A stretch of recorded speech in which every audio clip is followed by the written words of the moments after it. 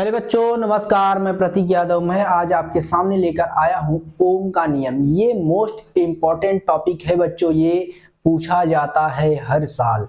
हमने देखा था तो हमने सोचा इस टॉपिक को बताया जाए और बहुत ही अच्छे तरीके से बताया जाएगा और ओम का नियम भी बताया जाएगा और ओम के नियम का निगमन भी किया जाएगा। उसके सूत्र का क्या होगा, निगमन भी किया जाएगा। तो सबसे पहले हम आज जानते हैं, आज की वीडियो में जानते हैं कि ओम का नियम क्या होता है।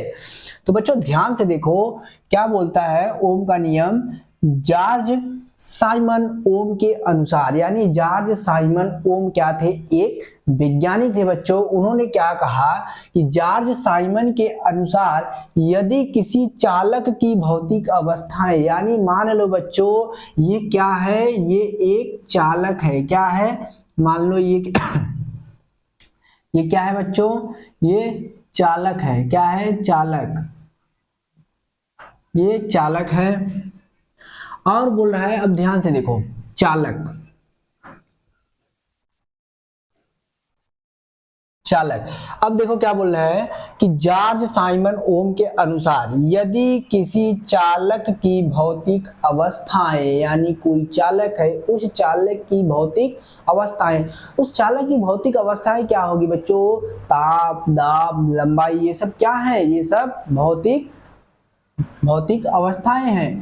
तो इस चालक की भौतिक अवस्थाएं क्या होता है, में कोई परिवर्तन न किया जाए, में कोई परिवर्तन न किया जाए। मान लो इसमें क्या है, धारा आई का प्रवाह है, धारा आई का प्रवाह है बच्चों।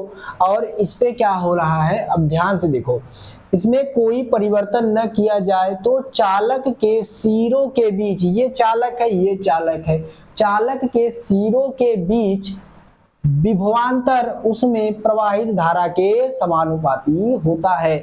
अब देखो इसमें क्या हो रहा है, ये क्या है हमारा भी विभवांतर, और इसमें धारा क्या हो रहा है, धारा का प्रवाह हो रहा है। यानी जो समानुपाती, यानी दोनों बराबर है। कौन बराबर है, विभवांतर और धारा। अगर धारा बढ़ेगी, विभवांतर बढ़ेगा तो धारा भी बढ़ेगा। अगर धारा बढ़ेगा तो विभवांतर भी बढ़ेगा। अगर धारा कम हुआ तो विभवांतर भी कम होगा।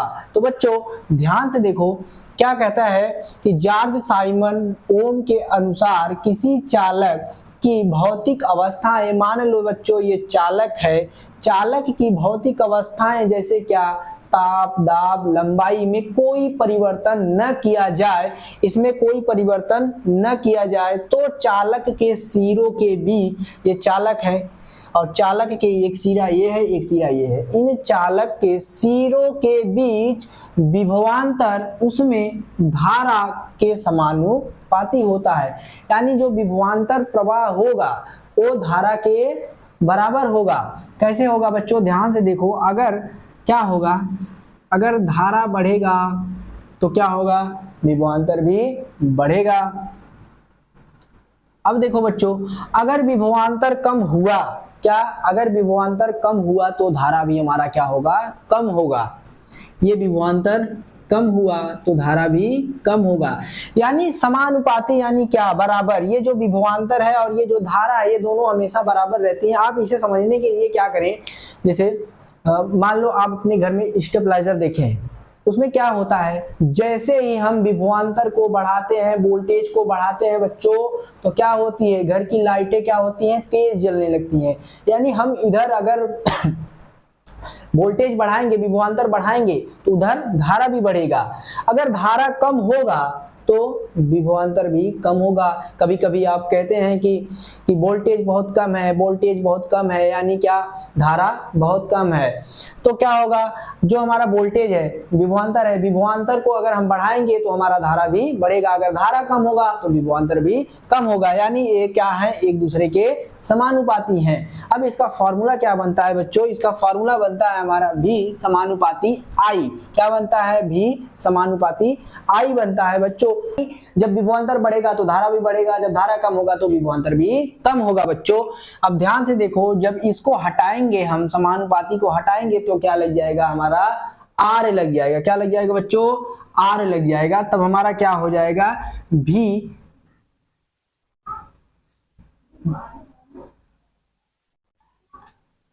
भी बराबर क्या हो जाएगा हमारा, भी बराबर क्या हो जाएगा आई आर, ये आई है आई और ये आर, आर हो जाएगा, ये आर हो जाएगा। या तो इसे कैसे लिख सकते हैं, या तो ये आई को बाहर लाएंगे तो हमारा क्या हो जाएगा, भी अपान में आई और बराबर में क्या हो जाएगा, आर हो जाएगा। ये हमारा फॉर्मूला है, किसका फॉर्मूला है, ओम के नियम का फॉर्मूला है बच्चों। अगर आप इसे जानना चाहते हैं कि आर का मतलब क्या है, भी का मतलब क्या है, आई का मतलब क्या है, तो इसे भी लिख देते हैं। आर का मतलब क्या होता है बच्चों, जैसे भी है, भी का मतलब क्या हुआ, विभवांतर, विभवांतर। और हमारा क्या है आई, आई का मतलब क्या होता है बच्चों, आई का मतलब धारा होता है, क्या होता है, धारा। और जो हमारा आर है, आर का क्या हो जाएगा, आर का हमारा क्या हो जाएगा, प्रतिरोध हो जाएगा।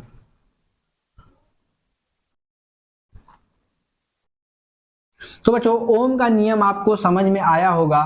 तो देखिए क्या होता है, एक चालक है, चालक की भौतिक अवस्थाएं हमें नहीं बदलनी है, और जो चालक के दोनों सिरों हैं, सिरों के बीच जो विभवांतर है और धारा आई है वो क्या होते हैं, एक दूसरे के समानुपाती होती है। यानी अगर धारा बढ़ेगा तो विभवांतर भी बढ़ेगा, अगर विभवांतर कम हुआ तो धारा भी कम होगा। तो हमारा फॉर्मूला क्या बनेगा, भी समानुपाती आई और क्या हो जाएगा, अब क्या करेंगे, इसको हटाएंगे तो क्या हो जाएगा, आर लग जाएगा नियतांक, यानी भी बराबर आई और इनटू में आर हो जाएगा। अब क्या करेंगे, इसे कैसे लिख सकते हैं, या तो ऐसे करके लिख लो, या इस आई को क्या करेंगे, बाहर लाएंगे तो भी और अपान में क्या हो जाएगा, आई और बराबर में क्या हो जाएगा, आर हो जाएगा। अब क्या करेंगे, भी का मान क्या है, भी का मतलब विभवांतर, आई का मतलब धारा और आर का मतलब प्रतिरोध। बच्चों ये था हमारा ओम का नियम। ओम का नियम अगर आपको अच्छा लगा हो, समझ में आया हो, तो चैनल को सब्सक्राइब करें, वीडियो को लाइक करें और अपने दोस्तों के साथ वीडियो को जरूर शेयर करें और कमेंट भी करें, ताकि हमें समझ में आ सके कि हाँ इन लोग बच्चों को समझ में आ रहा है कि क्या पढ़ाया जा रहा है। तो बच्चों मिलते हैं नेक्स्ट वीडियो में, जय हिंद।